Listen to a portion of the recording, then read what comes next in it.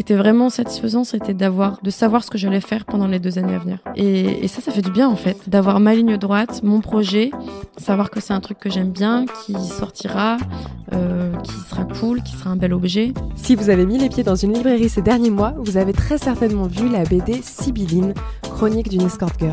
C'est simple, elle a une couverture en noir et blanc avec un titre rose néon qui tape dans l'œil. Et autant vous dire que je suis très fan de cette toute première BD signée Sixtine Dano, qui est également l'invitée de cet épisode. Ensemble, on a pu parler de toute la création de cette bande dessinée, justement, de l'écriture au dessin, en passant par le choix de la maison d'édition. Et vous savez quoi, on va rentrer tout de suite dans le vif du sujet. Je suis Chloé, bienvenue dans le Clo-Clo Club, le podcast sur la créativité. Allez, c'est parti. C'est parti. Salut Sixtine. Salut Chloé. Bienvenue dans le Clo-Clo Club, je suis très heureuse de te recevoir, surtout que là, t'es en pleine promo. T'enchaînes des dédicaces, t'enchaînes des interviews, parce que tu lances ta toute première BD, qui s'appelle Sibylline, aux éditions Glénat. C'est ça. Qui est absolument magnifique. Quand je l'ai découverte, j'ai eu un gros coup de cœur pour ton dessin de manière générale et je suis trop heureuse que tu aies accepté mon invitation. Donc déjà, merci beaucoup. Est-ce que tu peux te présenter en quelques mots pour les auditrices ? Du coup, je m'appelle Sixtine Dano.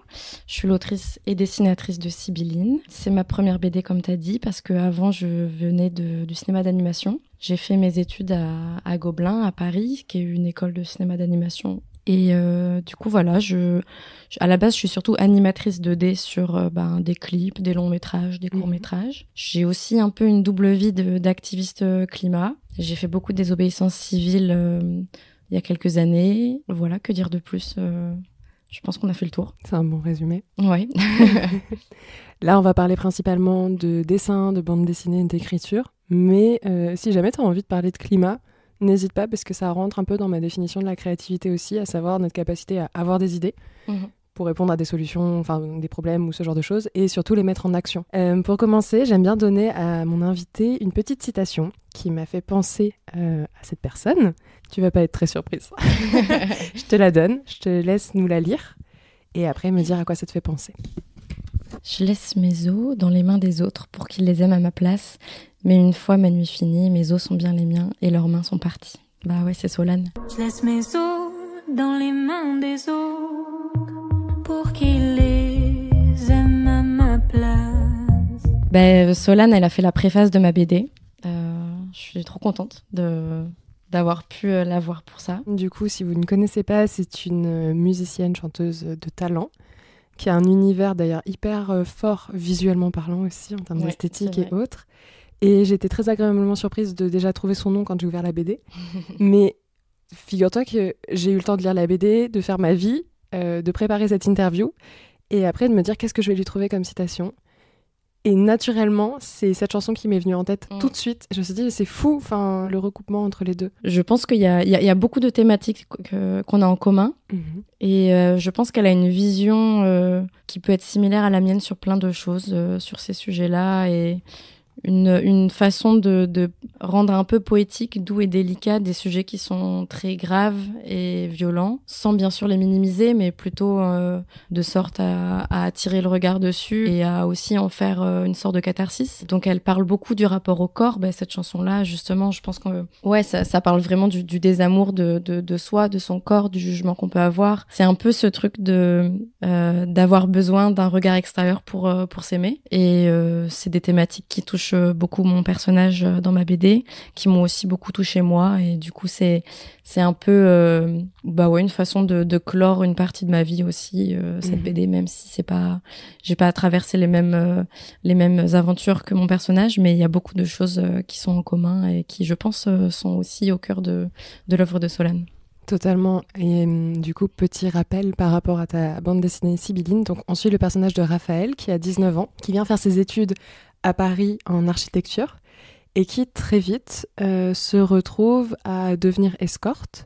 Et dedans, effectivement, se mélange plein de questionnements sur le rapport à soi, son identité, son corps, l'amour, le besoin d'être aimé, l'argent, la dépendance ou non à ses parents, d'oser dire les choses ou pas, la quête un peu de soi aussi par rapport à ses études, le monde qui nous entoure, la relation aux hommes de manière générale. Et elle est effectivement atteinte de TCA, donc de troubles du comportement alimentaire. Je trouvais que dans cette citation de Solène, on retrouvait un peu ce côté de dépossession de soi, à savoir que toi, ton personnage de Raphaël, elle se projette beaucoup à travers des mains des autres, finalement, et du regard des autres. Tu dis à la fin de cette bande dessinée que pour ça, tu t'es aussi librement inspirée de vrais témoignages de personnes, donc un homme et 6 femmes, qui ont été ou sont encore peut-être escortes. C'est ça, ok. Ouais, travailleuses du sexe, de manière générale. Escorte, sugar baby, on peut dire plusieurs choses, mais en tout cas, oui, qui ont eu des parcours dans la prostitution. Ouais. Et dès 15-17 ans pour certains. Ouais, très jeune pour certaines, ouais. Du coup, là, tu viens de me dire juste avant que c'était quand même une bande dessinée très intime sur une partie de ta vie aussi. Comment est-ce que tu as concilié ces témoignages de vie d'autres personnes ? Déjà, comment est-ce que tu les as recueillis et comment est-ce que tu les as conciliés avec toi, ta propre expérience ?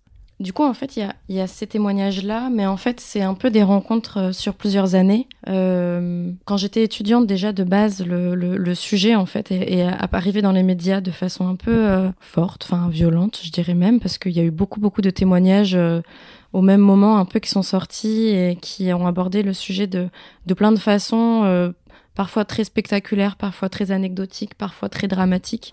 Et j'avais l'impression qu'il manquait beaucoup de subtilité dans ce sujet-là. Aussi parce que c'est très tabou, on n'en parle pas beaucoup. On a du mal à voir des témoignages et peut-être que même les personnes qui témoignent n'ont pas beaucoup de recul sur leur propre expérience. Je pense c'est difficile de croiser beaucoup de témoignages aussi pour avoir une vision d'ensemble, surtout que la prostitution, c'est un milieu où il peut y avoir des parcours très très différents, très violents ou au contraire très empouvoirants. Du coup, c'est difficile d'en faire une vision universelle et réaliste. Mais toujours est-il qu'à l'époque, du coup, j'étais étudiante, il y en a eu beaucoup et ça m'a intriguée. T'en avais autour de toi ? Et en fait, j'ai rencontré des gens autour de moi qui étaient concernés. Et en fait, ce qui est fou, c'est qu'au fur et à mesure des années, en traînant dans des milieux féministes et même climat engagés, en fait, on se rend compte que c'est vraiment pas rare que dans ces milieux-là, il y ait des personnes qui soient TDS ou qui aient eu des expériences de ça. Donc TDS, travailleuses du sexe. Tout à fait. Et du coup, voilà, en fait, c'est le sujet, j'ai pu croiser ça aussi avec des témoignages que j'ai pu lire, des livres, des documentaires, un peu tout ce qui passait sur le sujet. Il n'y a pas tant de choses que ça écrites en France, mais il y en a quand même. Et au final, je me suis dit que tout ça faisait beaucoup de matériel qui pouvait être utilisé pour raconter ça, mais aussi autre chose et aller plus loin. En fait, c'est un sujet qui dit beaucoup de la société et de ce que c'est d'être une jeune femme de nos jours. Et du coup, voilà. Et en fait, j'ai aussi eu beaucoup de thématiques que j'ai retrouvées dans les témoignages où je me retrouvais aussi beaucoup dedans, sans avoir été escorte. En fait, il y a beaucoup de choses dans lesquelles on peut se projeter. Je pense que c'est ça qui fait la force de l'album aussi, c'est que plein de gens peuvent se reconnaître dans le personnage. Et du coup, voilà, au bout d'un moment, j'ai écrit une petite histoire qui a fait un scénario, qui a pu être mis dans les mains d'éditeurs et d'éditrices. Et au final, voilà, ça a fait cette BD. Tu dis ça comme si c'était hyper facile et rapide. Oh non, ça a été sur de nombreuses années. Ouais, c'est ça.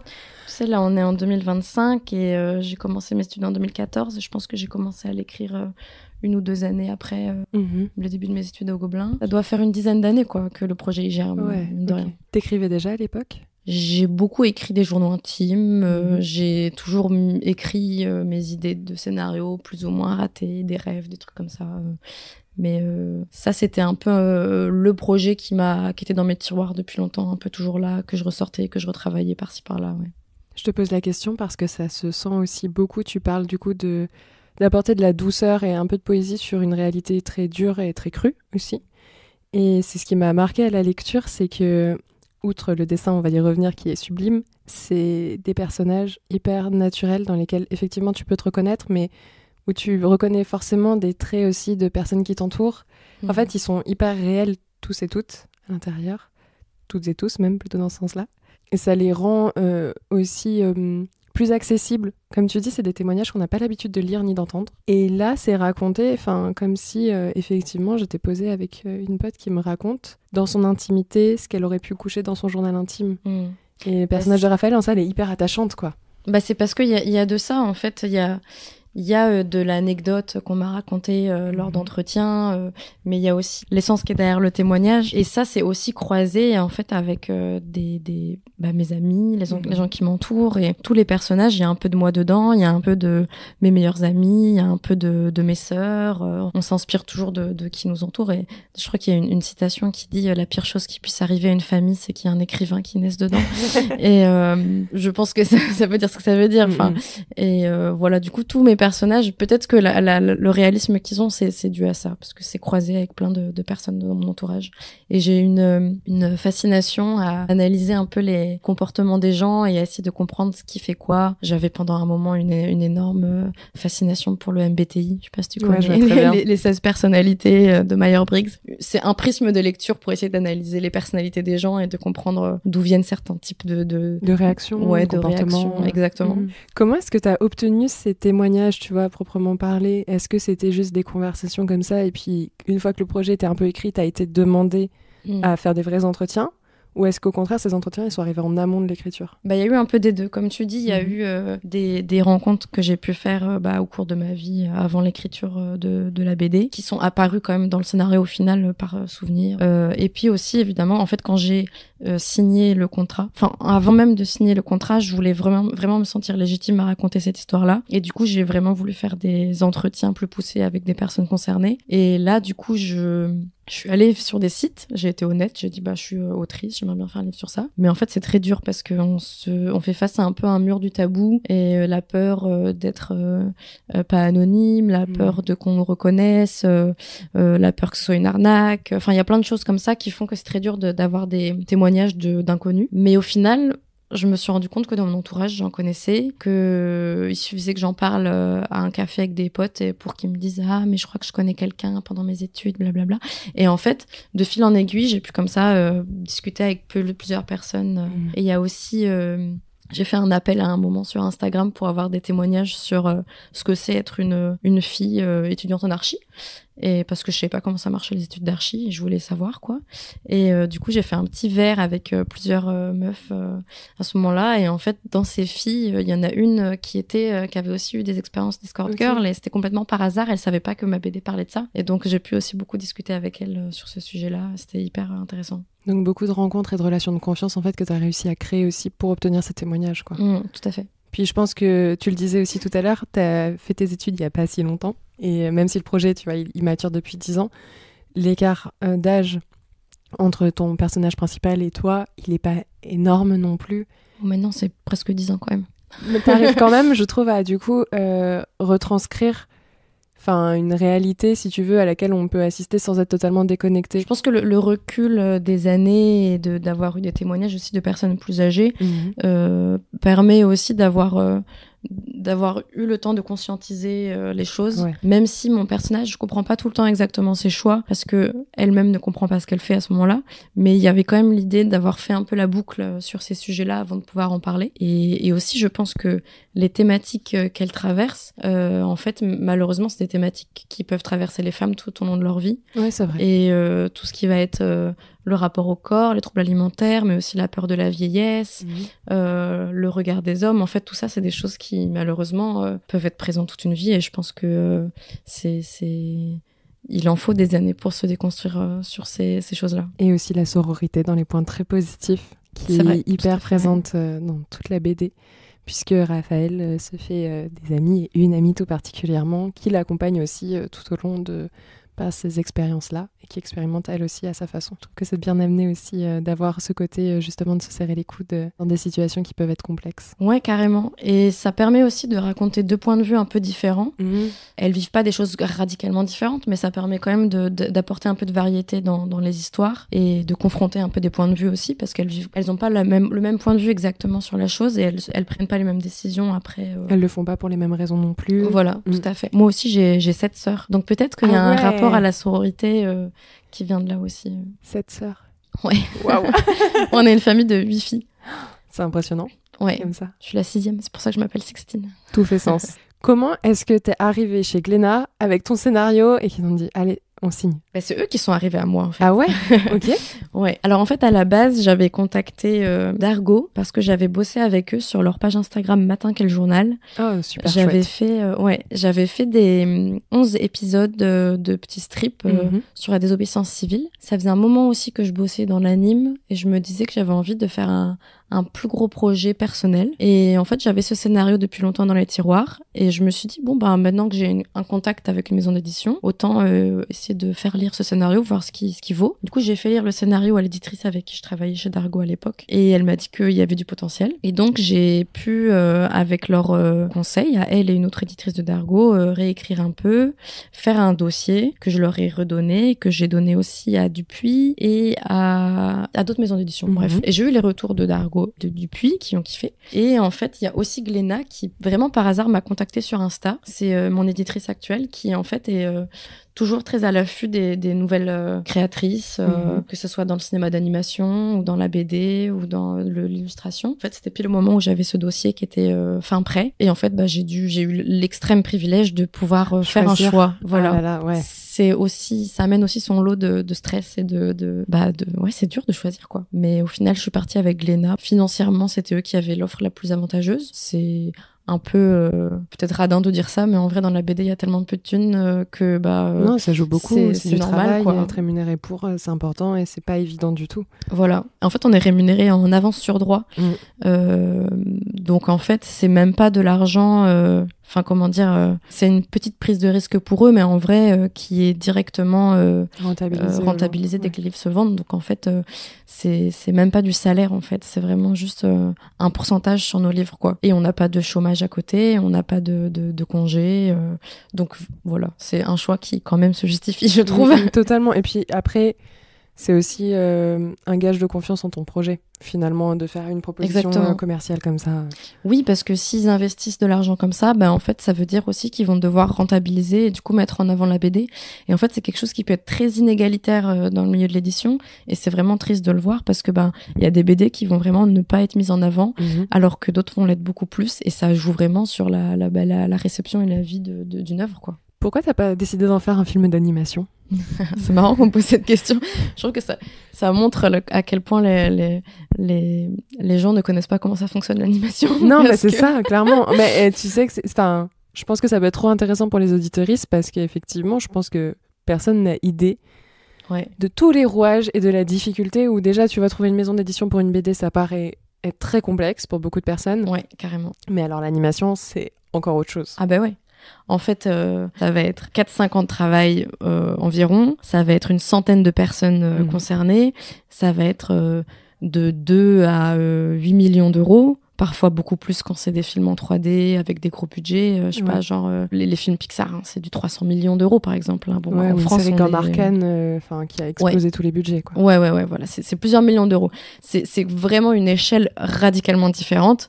Et c'est des années de financement, c'est des montages, c'est de l'ingénierie financière, en fait. Donc à côté, faire une BD dans son coin avec quelques milliers d'euros, en fait c'est ultra simple. Il faut juste réussir à rentrer dans le milieu, à mettre un pied dans la porte et avoir une maison d'édition qui te fait confiance. Et en fait je me suis dit aussi en sortant d'école que si je me lançais dans direct scénario de long métrage, ça allait me prendre des années à me faire connaître, à avoir la confiance des financeurs, des studios de production, des productrices, des producteurs.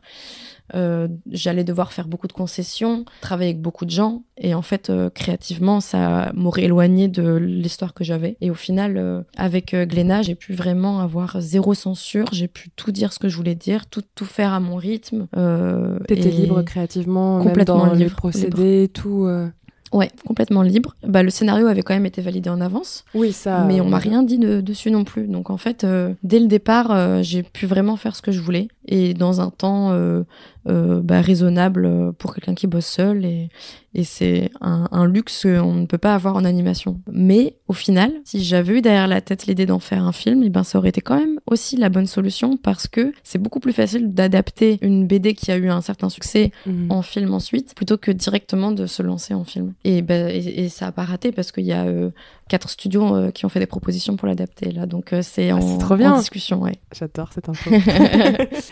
D'un point de vue dessin, ça a été du coup pour moi un gros coup de cœur parce que tu joues énormément avec la lumière. En gros, c'est une BD en noir et blanc, mais j'ai envie de rajouter et en gris, beaucoup. Oui. 50 Shades of Grey, on peut le dire. Exactement. Non, mais totalement. Sans les bougies. Et il y a ce grain, en fait, hyper doux, hyper agréable, avec lequel tu joues et avec des lignes très marquées aussi. Bref, tout ce jeu d'ombre et de lumière et de traits. Sur le coup, en le regardant, je me suis dit, qu'est-ce qu'elle a utilisé comme technique ? Et j'ai vu que du coup, c'était sur la base de dessins que tu fais en numérique, tu retravailles tout à l'encre et au fusain, tu refais tes planches. C'est ça. Et pour ça, tu t'es même construit une tablette lumineuse XXL, parce qu'il n'y avait pas assez grand, pour pouvoir avancer. Donc, ton projet, il est en traditionnel, ce qu'on appelle en tradi. Ouais, c'est ça. Donc, en fait, tout le storyboard, je l'ai fait sur iPad, sur Procreate. J'ai fait une mise en page, une template à partir de ce que ça donne une BD quand on l'ouvre. Donc 2 pages avec des lignes, des cases. Avec ton découpage par rapport à ton scénario. Ouais, c'est ça, voilà. J'avais du coup une page de base et je réadaptais en fonction de ce que le scénario disait. Parfois, je me disais, en fait, j'ai besoin de plus de cases, moins de cases. Et je bougeais mes lignes blanches. En fait, j'ai fait les gouttières, je crois que ça s'appelle. Ouais. Voilà, je les bougeais en fonction de ce que j'imaginais. Et donc, en fait, après, j'ai imprimé tout ça. Et sur du grand papier, format A2. En fait, après, avec une table lumineuse, en effet, que je me suis fabriquée parce que il y en a des aussi grandes sur le marché, mais elles sont pas aussi puissantes. Et en fait, quand t'as du papier très épais, on voit rien comme j'ai utilisé, on voit rien. Faut vraiment être dans un noir très très obscur. Et même si ma chambre est en sous-sol, c'était pas assez sombre pour que je vois bien. Du coup, j'ai dû m'en fabriquer une. Donc, c'est juste une grande boîte. C'est un panier en osier, en fait, que j'avais déjà de base. Et j'ai mis du papier d'aluminium dedans et un rouleau de LED et une planche de plexiglas dessus. Et voilà, j'ai pu mettre mon petit fauteuil en face et travailler à bonne hauteur. Donc, voilà. Parce qu'en fait, tu travailles avec, en gros, donc tu as la tablette lumineuse. Par-dessus, tu poses le storyboard imprimé. C'est ça. Genre une page. Ouais. La feuille par-dessus, toute l'épaisseur de papier. C'est ça. Je scotche le tout pour que ça tienne bien. Exactement. Et là, tu fais ton crayonné et ensuite tu dessines. Je mets des bandelettes de scotch pour préserver les bandes blanches autour et les gouttières. Donc, c'est du scotch que je découpe avec un cutter et des règles. Ça prend 1000 ans. Et après, je fais l'encre de Chine au pinceau. Et après, j'enlève la table lumineuse et je fais le fusain parce qu'avec la table lumineuse, on verrait pas. Ça biaise un peu. Ouais, voilà. Après, je fais le fusain pour faire les niveaux de gris, les lumières, l'absence de lumière. Parfois, j'ai besoin de prendre du pastel aussi pour aller dans les plus foncés parce que le fusain, mine de rien, il va pas très très profond. Et voilà, après un peu d'acrylique blanche pour récupérer quand je me trompe. D'avoir choisi le fusain, l'encre de Chine, c'était un choix parce que c'est des techniques que t'aimes déjà bien ou qui se sont aussi imposées naturellement quand t'as conçu le scénario. En fait, j'ai lu une BD qui s'appelle L'Entrevue de Manuel Fior et qui avait un peu les mêmes outils, donc de l'encre de Chine et du fusain aussi. Et j'ai trouvé ça magnifique. Et directement, j'y ai projeté mon scénario dans cette BD. Et en fait, c'est des techniques que j'utilisais aussi déjà un peu, surtout en séance de modèle vivant. Donc, c'est des séances où on dessine des gens nus, globalement, parfois pas nus, mais souvent, pour s'entraîner à faire du dessin. Donc, on a ça beaucoup à l'école. Et même après l'école, il y a plein de séances qui sont organisées dans Paris, dans plein de villes. Moi, je vous avais parlé de celle chez Le Pan, aux ateliers Le Pan dans le 10e, parce que j'avais eu la chance de participer à un des cours. C'était mon premier et j'adore ça, c'est vraiment trop chouette. C'est la meilleure façon d'apprendre l'anatomie, quoi. Et puis l'observation aussi, parce que les poses sont du coup chronométrées quand même. Enfin, on va pas faire poser quelqu'un pendant 10 minutes nu sur la pointe des pieds.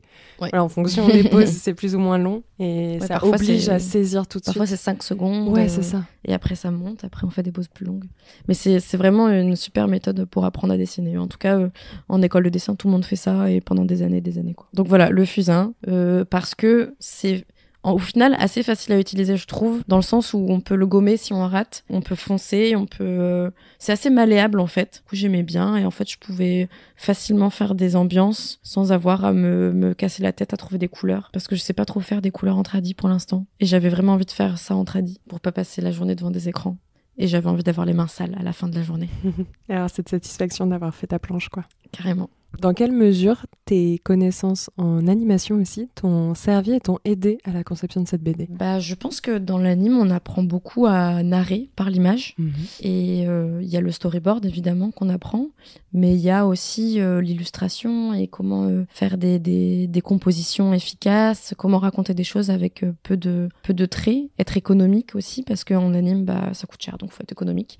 Et du coup, on apprend à dire les choses le plus efficacement possible. Et peut-être que ça a aidé. Et aussi, mon style est très influencé par le cinéma d'animation français. Ouais. C'est une sorte de dessin semi-réaliste, avec des personnages un peu simplifiés, mais en même temps pas cartoon.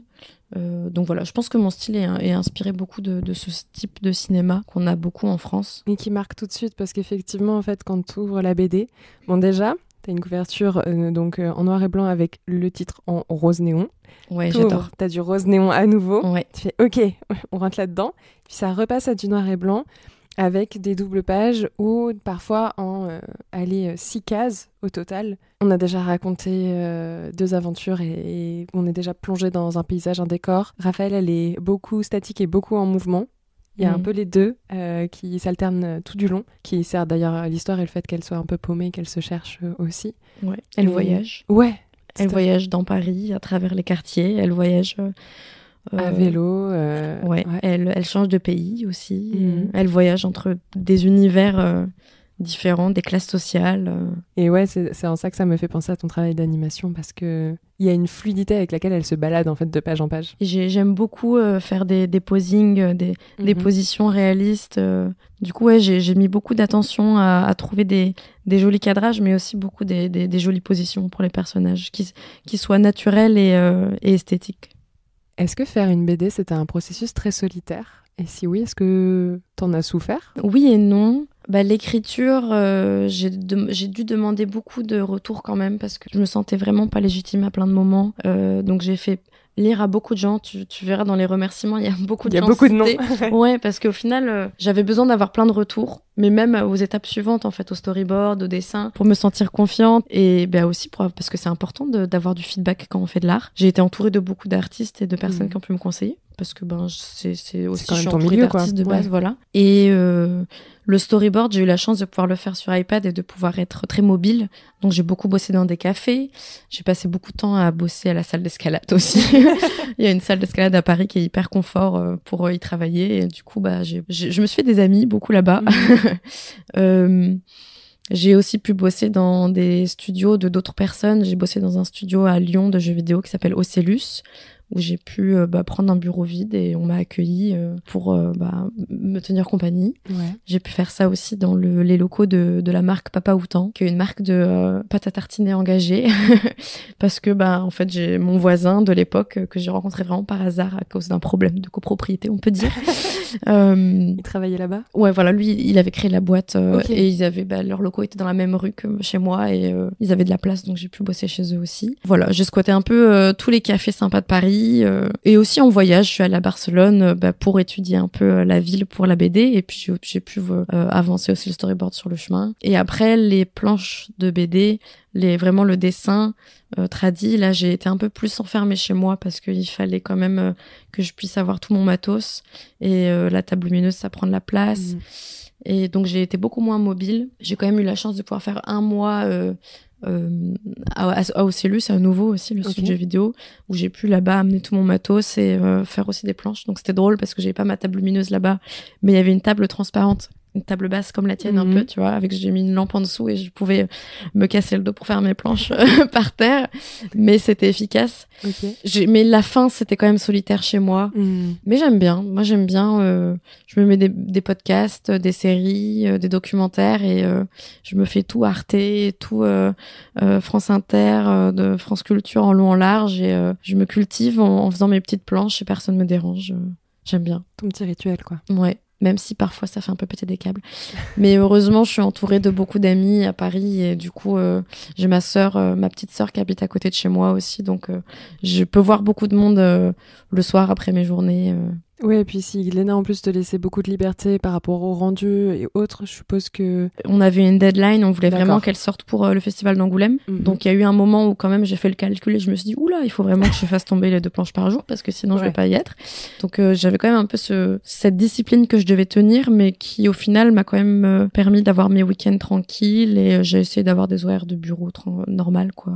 Ouais, au final moi j'ai bien aimé. En fait, ce qui était très bien, ce qui était vraiment satisfaisant, c'était de savoir ce que j'allais faire pendant les 2 années à venir. Et ça fait du bien en fait, d'avoir ma ligne droite, mon projet, savoir que c'est un truc que j'aime bien, qui sortira, qui sera cool, qui sera un bel objet, et pas avoir à me poser plein de questions sur qu'est-ce que je vais faire la semaine prochaine.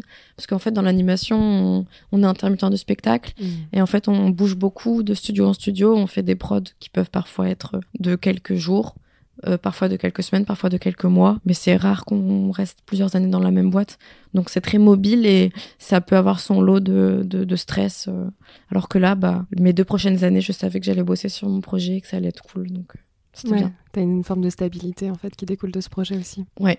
Et là, à la sortie de cette BD, c'est un peu le retour de toutes les opportunités. Je suis heureux à un carrefour des possibles et c'est restressant de ouf en fait. Même si c'est chouette, mais c'est un peu dur de pas savoir ce qu'on va faire, de devoir prendre des décisions. T'as d'autres projets un peu dans les tiroirs quand même ? J'ai des scénarios qui commencent à popper dans ma tête, mais ça demande beaucoup de temps d'écrire un scénario, donc pour l'instant rien de prêt. Et il y a cette possible adaptation en film de la BD aussi, qui est en discussion et sur lequel je pourrais prendre une part de production importante, donc ça pourrait m'occuper les prochaines années. Enfin, je te le souhaite en tout cas que ça se fasse parce que ce serait un super beau projet. Tu t'es dirigée vers l'animation à la base, pourquoi ? Qu'est-ce qui te plaisait dans l'animation ? L'argent.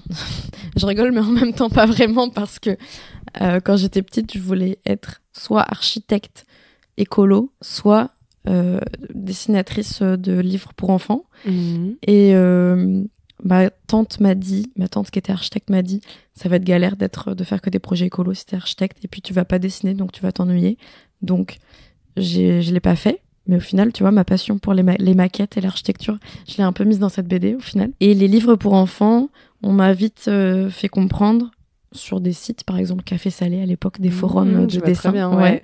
Et j'ai pu me renseigner dessus vite et en fait, on m'a beaucoup dit que c'était bien, mais que c'était dur d'en vivre et qu'il y avait une alternative qui était intéressante, qui était le cinéma d'animation, parce qu'il y avait l'intermittence et que du coup, ça apportait une stabilité. Donc l'intermittence, c'est globalement, tu fais 507 heures et après, tu peux avoir un chômage qui te permettra de vivre les mois où t'as pas de boulot, parce que l'intermittence, d'où son nom, c'est pour les tafs qui sont intermittents, où on n'a pas forcément des pleins temps sur longtemps. C'est intéressant parce que l'intermittence, tu vois, on y pense beaucoup pour l'intermittence du spectacle. Ouais, carrément. Mais on oublie totalement qu'il y a d'autres métiers qui sont concernés, en fait. Ouais, et nous, en vrai, on a de la chance parce que dans l'animation, on a quand même un peu plus de stabilité et souvent, on bosse quand même à plein temps, même si c'est sur des petites périodes parfois. On fait nos heures assez facilement comparé... Enfin, en tout cas, quand l'industrie est en bonne santé, on peut faire nos heures assez facilement.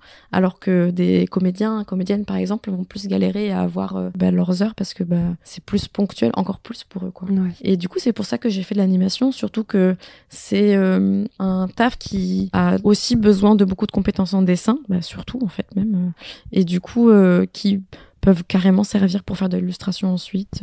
Ça te fait quoi aujourd'hui que ton dessin, ton trait, il soit maintenant accessible à tous avec ce livre-là ? L'exposer finalement publiquement encore plus que ce que tu as pu faire par le passé ? Ouais, en fait je suis assez habituée à partager mon travail parce que déjà, quand j'avais 13 ans, j'avais un blog BD.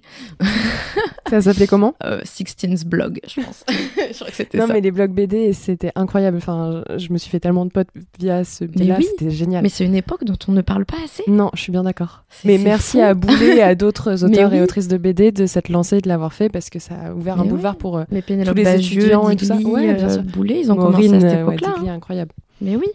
Et il y avait le Festiblog aussi. Ouais. Et à l'époque, c'était un vrai truc. C'était avant YouTube, avant qu'il y ait Norman et tout ça qui fassent leur podcast sur YouTube. Et à l'époque, les gens racontaient leur tranche de vie. Voilà, leur tranche de vie en BD. Du coup, j'avais mon petit blog BD où je racontais mes aventures de meufs, de collégiennes.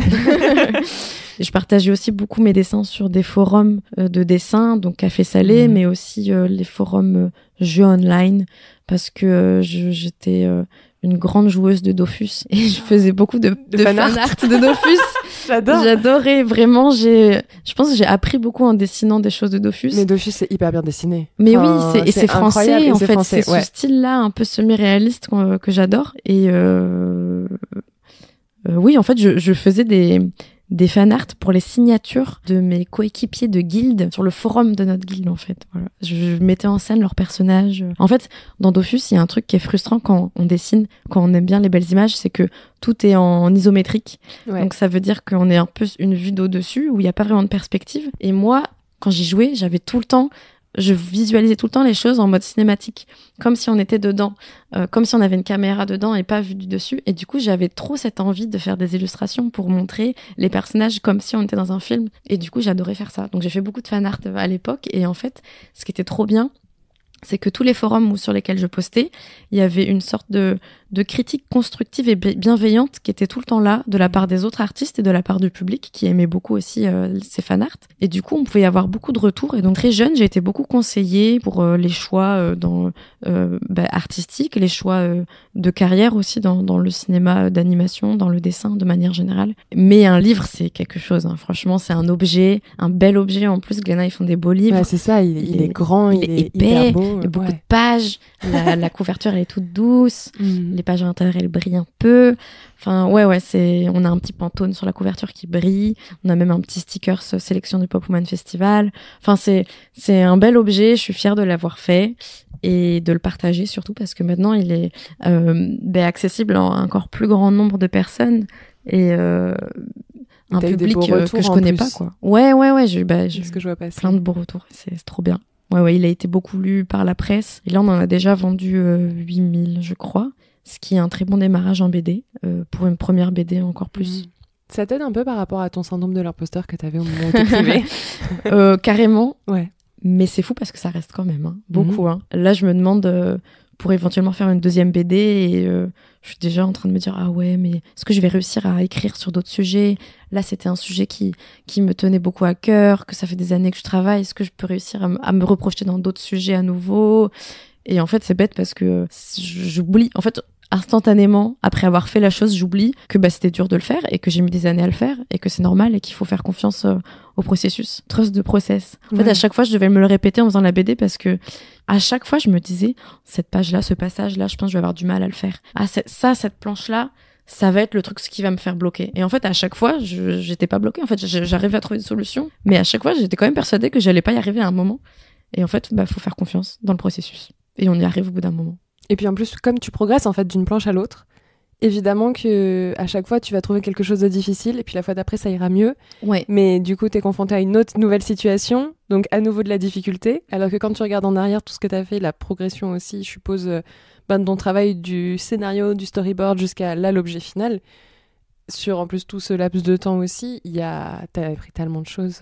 On peut le voir dans la BD parce que les 10 premières pages, c'est des pages que j'avais fait pour le dossier. Ouais. Et toutes les pages d'après, elles ont été faites plus tard, du coup, pour le livre.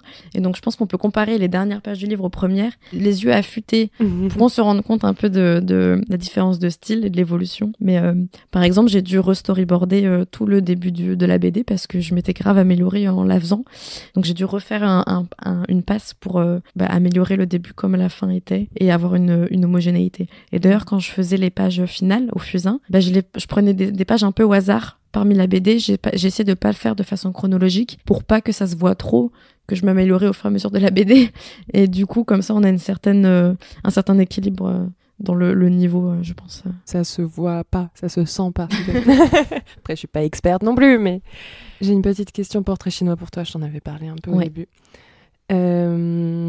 Si tu devais choisir une technique qui n'est pas l'encre de Chine ni le fusain pour ta prochaine BD, peu importe le sujet, ce serait quoi? Il y a une technique que je trouve très très belle, mais que je ne sais pas encore faire et que j'aimerais bien apprendre. C'est les techniques à l'encre de couleur. J'aime beaucoup l'effet un peu mouillé, diffus que ça peut avoir, mais ça a l'air très dur à faire parce que on peut pas trop revenir en arrière comme avec le fusain. Comme le travail de Françoise Petrovitch. Ah oui, je vois. J'adore ce qu'elle fait, je trouve ça magnifique. Et ça, je le verrais bien. En plus, elle a un peu un style dans ses personnages semi-réalistes, justement. Ouais, totalement. Il y a un truc très, un peu anime BD. Et du coup, j'arrive bien à projeter mes personnages dans son style, mais je sais pas du tout le faire. Donc, si je devais faire de la couleur, peut-être ce serait ce style-là. Ben, à quand un petit atelier ou une petite collab, hein. Ah. Bon, maintenant, elle est très très connue. Hein. Ouais, bah, bientôt toi aussi. Bah, merci beaucoup, Sixtine. Avec grand plaisir. Merci d'avoir écouté cet épisode, j'espère qu'il vous a plu. Foncez absolument en librairie, achetez Sibylline, chronique d'une escort girl, ou demandez à votre médiathèque de l'acheter pour que vous puissiez l'emprunter encore et encore, parce que c'est vraiment un petit bijou. Si jamais l'épisode vous a plu, faites-le moi savoir en laissant 5 étoiles sur Apple Podcasts et sur Spotify. Vous pouvez aussi mettre un petit commentaire, en vous abonnant au Clo-Clo Club sur la plateforme d'écoute que vous utilisez, en écoutant les autres épisodes évidemment et en partageant celui-ci autour de vous. Et sinon, vous pouvez aussi me rejoindre sur les réseaux sociaux, @Clo-Clo Club sur Instagram, TikTok et Threads. Et si vous voulez apporter votre petite pierre à l'édifice du podcast, vous pouvez également me retrouver sur Patreon. Vous pouvez m'y soutenir financièrement et avoir en échange accès à plein de contenus exclusifs, dont un épisode de podcast bonus par mois. Moi, je vous dis à mercredi prochain pour un nouvel épisode. Bye!